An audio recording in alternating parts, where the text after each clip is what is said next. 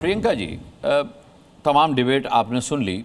मैं अब आपकी राय जानना चाहता हूं। प्रधानमंत्री के इजराइल दौरे पर आम आदमी पार्टी इसे किस नज़रिए से देख रही है? ये मत कहिएगा बस कि जब बीजेपी से सवाल पूछने की बारी आती है तो कांग्रेस कुछ ऐसा कर देती है, या फिर प्रधानमंत्री इजराइल इसलिए गए हैं कि वो एप्स्टीन फाइल पर जवाब देने से बचना चाहते थे। कल कहा था किसी प्रवक्ता ने कि वो जब भी उन्हें कोई जवाब देना होता है वो विदेश दौरा करने लग जाते हैं।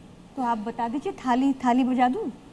थाली घंटी बजा देती आपका बाकी जो मन करे। मतलब मैं आपसे, मुझे लगता है कि आपको मुझे नहीं बताना चाहिए कि मैं क्या बोलूं। नहीं, मैं आपसे ये नहीं कह रहा हूँ। कम से नहीं, क्या होता है ना कि देखिए, ऐसा नहीं हो सकता ना। ये एप्स्टीन फाइल जब प्रकाश में भी नहीं आई थी तब प्रधानमंत्री का ये दौरा इजराइल का फिक्स हो चुका था। ऐसे में अगर आपकी पार्टी का कोई प्रवक्ता ये कहेगा कि भैया प्रधानमंत्री को एप्स्टीन फाइल पर जवाब देने से बचना था तो वो इजराइल चले गए, तो ये बड़ा हास्यास्पद रहेगा। इसलिए मैंने आपको याद, मुझे लगता है किसी ने नहीं कहा होगा, क्योंकि एप्स्टीन फाइल में तो ये आया था कि वो यूएस के इशारे पर नाचने गाने चले गए। उन्होंने ये एप्स्टीन फाइल में ये आया था, तो मुझे नहीं लगता किसी प्रवक्ता ने अभी तक ये कहा है।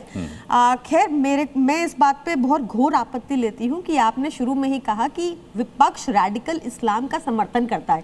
मुझे नहीं पता ये आपका पर्सनल व्यू है या आपको कहा गया ये कहने को, क्योंकि इसका कोई प्रूफ नहीं है। इस बात का कोई प्रूफ नहीं है। इनफैक्ट इस बात का प्रूफ जरूर है कि हम पैलेस्टीन की भी मदद करते हैं, वहां पे हमने अपने इन्वेस्टमेंट प्रोजेक्ट्स बनाए। हमारा शुरू से क्या स्टैंड रहा है, बीजेपी का क्या स्टैंड रहा है इजराइल को लेके, वो भी मुझे बताने की जरूरत है। और मैंने सवाल उठाया था प्रियंका जी कि क्या विपक्ष इस तरीके की बयानबाजी करके रेडिकल इस्लाम का समर्थन कर रहा है? मैंने घोषणा नहीं की कि रेडिकल इस्लाम का समर्थन कर रहा है। आप देख लीजिए, आप देखिएगा ना, सवाल उठाया, जो सवाल उठते हैं, मैंने कहा था कि इससे अब ये सवाल उठते हैं, उन सवालों में वो सवाल शामिल। अनुराग जी, ये नहीं कहा था आपने, आप चेक कीजिएगा, मुद्दे पे आ जाते हैं। मुझे लगता है कि सबसे पहले तो जो आज तक प्रधानमंत्री मोदी ने 80-90 फॉरेन ट्रिप्स लिए हैं और देशवासियों का 10-20 हजार करोड़ खर्च किया है, उसका भी कोई अकाउंटेबिलिटी नहीं है कि उसको देश से कैसे फायदा हुआ। मुझे नहीं पता कैसे फायदा हुआ, आपका हो तो बता दीजिए। हम तो इतना पैसा ईरान के एक पोर्ट में भी लगाते रहे, करोड़ों खरबों रुपए लगाते रहे, और फिर बाद में यूएस ने कहा तो हमने रोक दिया और हम पुल आउट कर गए। तो मुझे लगता है कि हम यूएस के आगे इतना नतमस्तक है, ये तो बीजेपी के स्पोक्स पर्सन ही बेटर बता पाएंगे।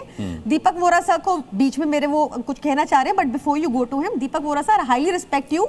आपने विपक्ष की एक टेक्निकलिटी उठा के उसको तो बहुत मॉक किया, बट आप सीधे तौर पर ट्वीट में क्या लिखा है ये भी नहीं बता पाए और ऑलरेडी जस्टिफाई करें। तो I think it's a very biased view sir, with all due respect. I think आप अगर आपकी बात सही है, आलोचना करने के लिए आलोचना ना कीजिए, या आप कहना चाहते थे, but I think you did exactly the opposite of it. So I think it should be a balanced view in that case. मैं यहाँ आपसे झगड़ा करने नहीं आया। मैं आपके बीच में नहीं बोली थी। I expect the same. आपने 1 मिनट मैम। नहीं सर, 1 मिनट, मेरी बारी चल रही है sir. I am a junior, I know that, and you are a much established and much accomplished person, I understand that, but my voice also carries some weight.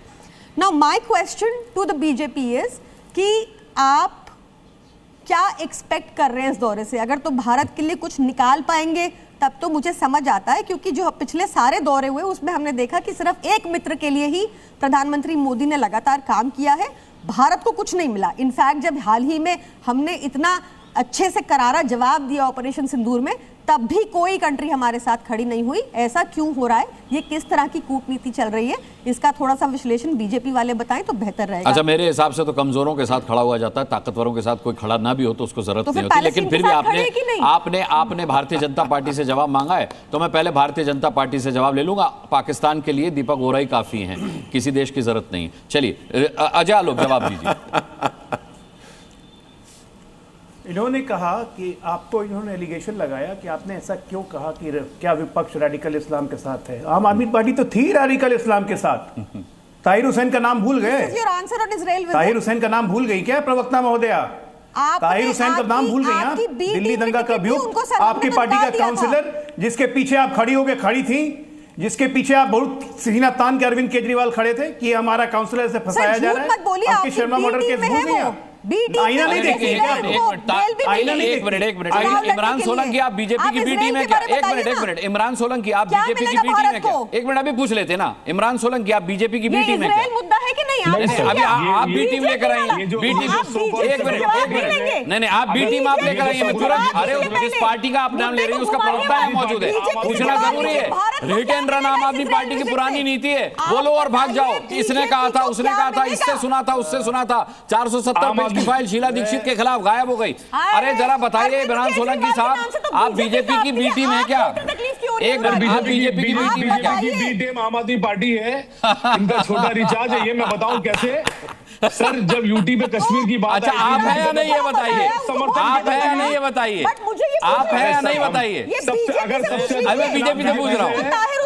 ठीक है, इमरान सोलंकी ने कह दिया वो बीजेपी की बी टीम नहीं है, आम आदमी पार्टी का झूठ उजागर हो गया कि ताहिर हुसैन को बीजेपी की बी टीम की तरफ से टिकट दिया गया। चलिए छोड़िए, अब अजय आलोक अपनी बात पूरी कीजिए। नहीं, क्यों हंसूंगा अजय आलोक पे भाई, क्यों हंसूंगा, क्यों हंसूंगा? मैं तो हंसा इस बात पे कि आप एमआईएम को बीजेपी की बी टीम बता रही हैं, आप झूठा प्रचार प्रसार कर रही हैं, आप ठेका ले रही हैं एमआईएम का। आप ये कह रही हैं कि बीजेपी की बी टीम, उनका प्रवक्ता यहां बैठ के कह रहा है हम बीजेपी की बी टीम नहीं, आप बीजेपी की बी टीम है। तो हंसी नहीं आएगी तो क्या आएगी प्रियंका जी, हंसी नहीं आएगी तो क्या आएगी? आप बातें ऐसी कर रहे हैं। अजय आलोक 80 देश, 80 से ज्यादा बार प्रधानमंत्री का विदेश दौरा हुआ, आम आदमी पार्टी की प्रवक्ता प्रियंका जी को समझ में नहीं आया कि इससे हासिल क्या हुआ है देश को। जवाब दीजिए। और इजराइल से क्या मिलेगा ये? देखिए, मैंने अपने ओपनिंग स्टेटमेंट में बोला था ना, अरे यार बीच में मत बोलिए ना, आप बीच में क्यों बोलने लगती है? मैं आपके बीच में बोला क्या? सुनिए शांति से, मैंने आपको ओपनिंग स्टेटमेंट में कहा था ना कि ड्रिप इरिगेशन हम लेके आए थे 2017 के बाद, अब ब्रेन ड्रिप इरिगेशन लाने की जरूरत है। जिनको ये नहीं समझ में आया कि क्या हासिल हुआ, बराक मिसाइल सुनी थी, नाम ऑपरेशन सिंदूर में चला था, क्या हासिल हुआ? एयर डिफेंस सिस्टम सुनी थी, थर्ड क्या हासिल हुआ? सुदर्शन चक्र बन रहा है, क्या हासिल हुआ? सुना था। जितने ड्रोन लिए हैं क्या हासिल हुआ? सुना था? नहीं सुना होगा ना। ब्रेन ड्रिप इरिगेशन की जरूरत है। अभी एआई में, टेक्नोलॉजी में, आपस में से टेक्निकल सहयोग में, आपस में विद्यार्थियों के एक्सचेंज में, कल्चरल एक्सचेंज में तमाम तरह के एमओयू सौदा हुआ है। लेकिन आप लोग को क्या मतलब है? आप लोग को तो भाईजान का वोट देखना है, इसलिए चिल्लाओ गाजा गाजा गाजा गाजा कीर्तन करते रहिए, कोई फायदा नहीं आप लोग से बहस करके। अरे कंस्ट्रक्टिव देखिए कि हमारे देश के प्रधानमंत्री को इतना बड़ा सम्मान मिला। पहली बार हमारे देश के प्रधानमंत्री को इजरायली संसद को संबोधित किया उन्होंने। अमेरिकी राष्ट्रपति को छोड़ के आज तक किसी को यह सम्मान नहीं मिला। पूरे देश को गर्व होना चाहिए। Highest rate of the honour Israel ने भी दिया, पैलेस्टीन ने भी दिया। जिस पैलेस्टीन के लोग हाई पैलेस्टीन कहते हैं, अपने स्टेट का हाईएस्ट ऑनर, प्रधानमंत्री is the only person who got the highest civil honour from Palestine and Israel. एक बार ये होता है कूटनीति, लेकिन नहीं समझ में नहीं आएगा। चिल्लाना है खाली। ब्रेन ड्रिप इरिगेशन बहुत जरूरी है। और फिर बताएंगे दूसरों को समर्थक। ब्रेन की खेती, ब्रेन की खेती, ब्रेन की खेती। AQI IQ आपके ये सीएम, हमें मत बताइए, मुंह मत खुलवाइए हमारा।